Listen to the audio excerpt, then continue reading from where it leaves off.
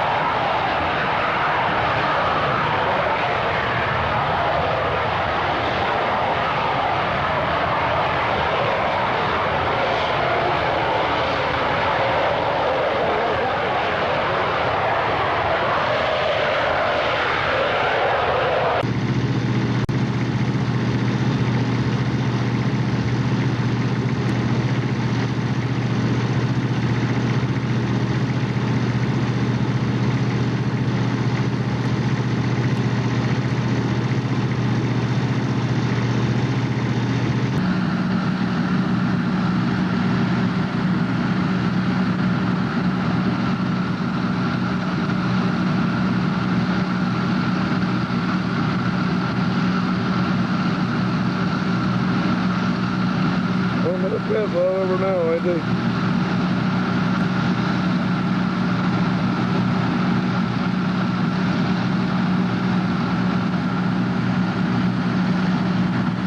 He ain't dead though.